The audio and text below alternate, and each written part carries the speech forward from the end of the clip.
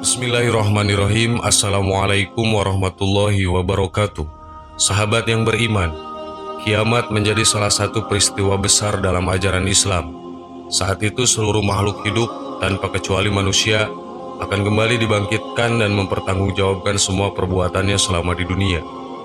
Mereka yang beriman akan mendapatkan surganya Allah, namun mereka yang ingkar akan mendapatkan balasan berupa nerakanya Allah.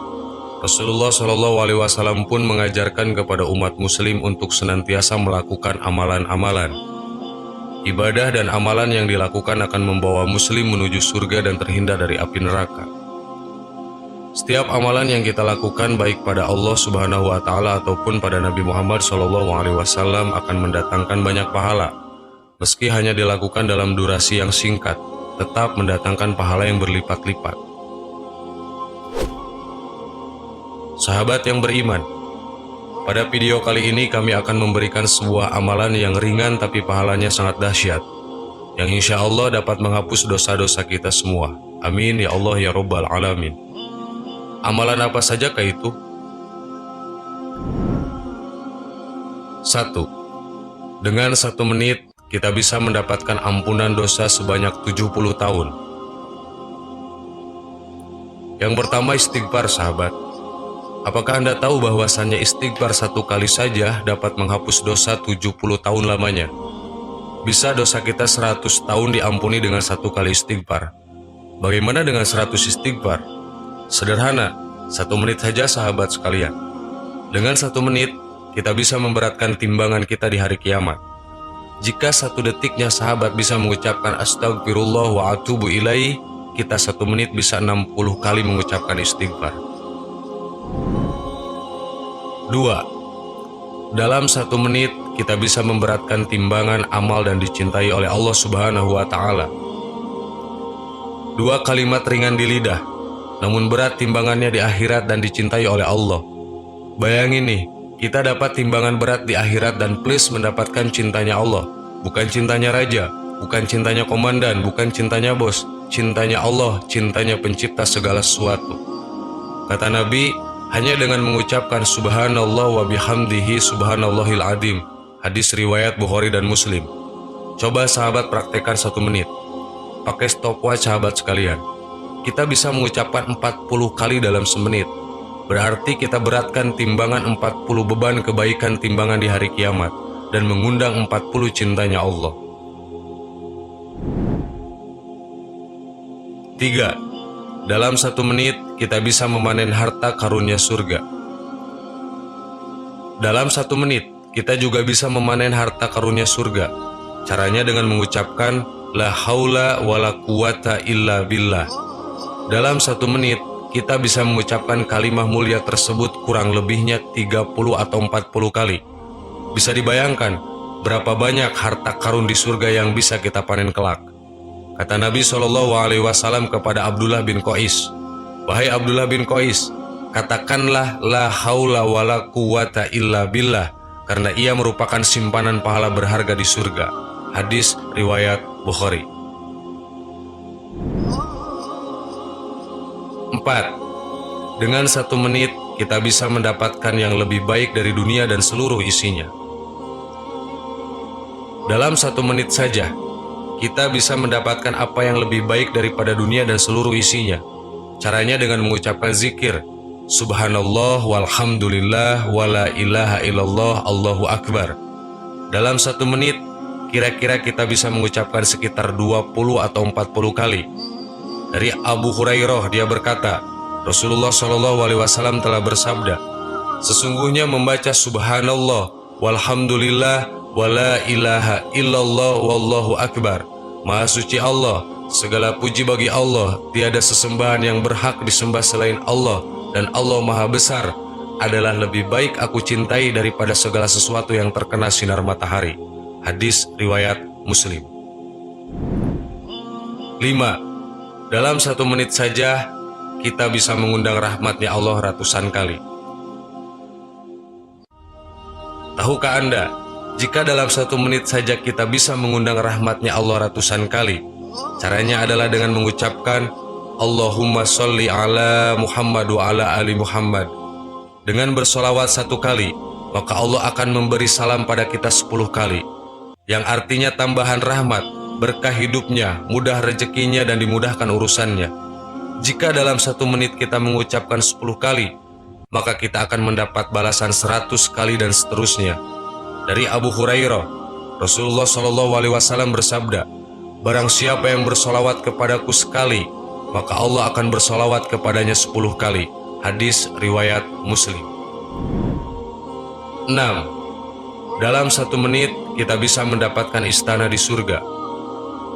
Tahukah Anda jika dengan membaca surat Al-Ikhlas 10 kali sehari, maka kita akan dibangunkan istana di surga? Dari Mu'az bin Anas al-Juhani radhiyallahu anhu, ia berkata bahwa Rasulullah SAW bersabda, siapa yang membaca Qul huwallahu ahad sampai ia merampungkannya atau surat Al-Ikhlas sebanyak 10 kali, maka akan dibangunkan baginya rumah di surga. Hadis riwayat Ahmad. Sahabat yang beriman, betapa berartinya waktu 1 menit. Karena itu jangan pernah sia-siakan waktu kita hanya untuk melakukan hal yang tidak bermanfaat. Sayang sekali jika kesempatan untuk mendapatkan amalan yang bergunung-gunung harus terlewatkan begitu saja setiap harinya. Ingat, ini kesempatan emas. Karena itu mari kita perbanyak yang kita bisa panen di akhirat. Semoga Allah mudahkan kita untuk tetap istiqomah. Amin. Wallahu a'lam. Wassalamualaikum warahmatullahi wabarakatuh.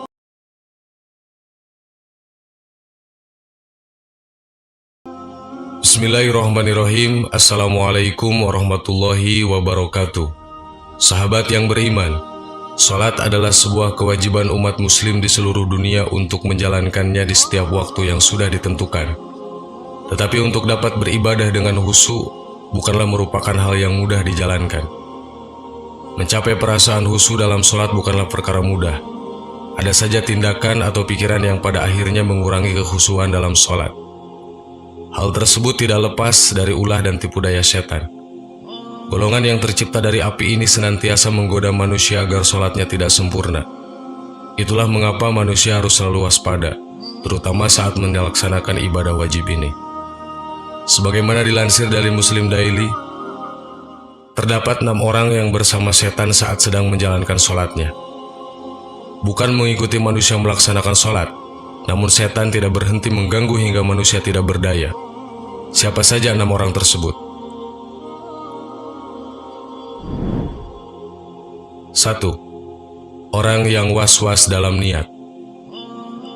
Orang pertama yang bersama setan saat sholat adalah mereka yang merasa was-was dalam niat. Biasanya perasaan was-was ini akan berlangsung hingga saat salat. Hal itu membuat orang ragu terkait rukun sholat yang seharusnya dikerjakan. Misalnya saja lupa jumlah rakaat dan lupa bacaan. Jika mengalami ini, Anda patut waspada, karena sebenarnya Anda tengah bersama dengan setan yang menggoda. Setan mengembuskan was-was dan syubhat dalam diri manusia. Hal ini sudah dilakukan sejak awal permusuhannya dengan Allah Subhanahu wa Ta'ala, yakni ketika setan menggoda Nabi Adam dan Siti Hawa untuk memakan buah khuldi.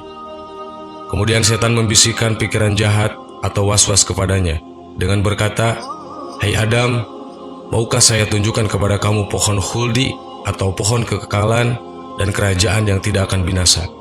Quran Surat Toha ayat 120.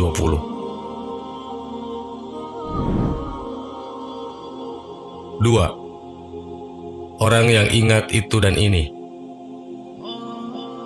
Di antara kita pasti sering mengalami hal ini. Saat sedang khusyuk sholat, tiba-tiba teringat hal ini dan itu. Ternyata setan tidak akan membiarkan manusia salat dengan khusyuk. Mereka akan terus mengganggu ibadah manusia dengan menghadirkan banyak pikiran-pikiran di kepala manusia. Ada suatu kisah pada saat Imam Hanafi masih hidup. Seseorang datang kepadanya karena lupa meletakkan sesuatu barang. Imam Hanafi menyuruhnya untuk sholat dengan khusyuk sepanjang malam dan berdoa kepada Allah agar barang yang hilang dapat ditemukan. Saat menjalankan perintah tersebut, ternyata baru setengah malam saja orang yang kehilangan barang tadi bisa mengingat di mana ia meletakkan barangnya. Keesokan harinya ia bertanya kepada Imam Hanafi mengapa demikian. Sang imam kemudian menjawab bahwa setan tidak akan senang apabila seorang hamba khusyuk dalam sholatnya, sehingga setan akan membuatnya mengingat apa yang ia lupakan saat sholat.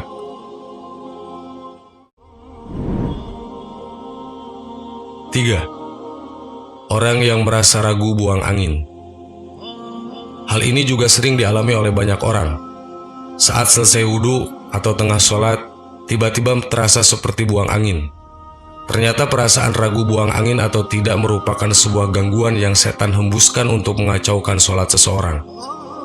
Rasulullah SAW bersabda, "Jika salah seorang di antara kalian merasakan hal itu, maka janganlah membatalkan sholatnya hingga dia mendengar suara atau mencium baunya tanpa ragu." Hadis riwayat Ahmad.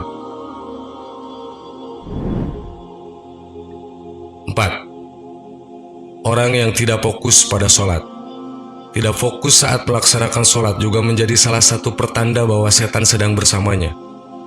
Tidak fokus bisa saja disebabkan hal-hal yang dapat mencuri perhatian saat sholat. Misalnya, handphone berdering, memikirkan kendaraan yang sedang diparkir atau takut hilang, dan banyak lagi. Dalam sebuah hadis diriwayatkan oleh Aisyah radhiyallahu anha, ia berkata, "Saya bertanya kepada Rasulullah tentang hukum menengok ketika sholat.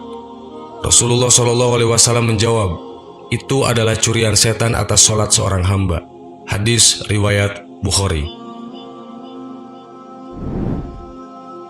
5. Orang yang sholatnya tergesa-gesa. Karena ingin mengerjakan hal lain, biasanya seseorang sholat dengan cepat dan tergesa-gesa. Sebaiknya Anda lebih berhati-hati lagi terhadap hal ini, karena sebenarnya ini pertanda bahwa Anda sedang bersama setan. Rasulullah SAW melarang umatnya melakukan hal itu. Dalam sebuah hadis, Rasulullah SAW bersabda, "Sejahat-jahat pencuri adalah yang mencuri dari sholatnya." Dan para sahabat bertanya, "Wahai Rasulullah, bagaimana mencuri dari sholat?" Rasulullah berkata, "Dia tidak sempurnakan ruku dan sujudnya." Hadis riwayat Ahmad. Dalam hal ini, Rasulullah menganggap perbuatan mencuri dalam sholat lebih buruk daripada mencuri harta. 6. Wanita yang sholat ke masjid menggunakan wangi-wangian. Ternyata wanita yang ke masjid dengan menggunakan wewangian juga didekati oleh setan. Dengan aroma-aroma tersebut, setan justru lebih mudah untuk membuat sholat orang yang ada di sekitar wanita yang memakai wewangian agar tidak lebih khusyuk. Menggunakan wangi-wangian saat ke masjid adalah salah satu perbuatan yang Rasulullah SAW larang. Rasulullah SAW bersabda yang artinya, "Jika salah satu dari kalian, para wanita, hendak ke masjid, maka janganlah sekali-kali menyentuh wewangian." Hadis riwayat Muslim. Sahabat yang beriman, semoga kita cepat menyadari ketika mengalami 6 hal tadi. Jangan sampai ikut terperdaya, dan hendaklah meminta perlindungan kepada Allah Subhanahu wa Ta'ala dari godaan setan yang terkutuk. Wallahu a'lam. Wassalamualaikum warahmatullahi wabarakatuh.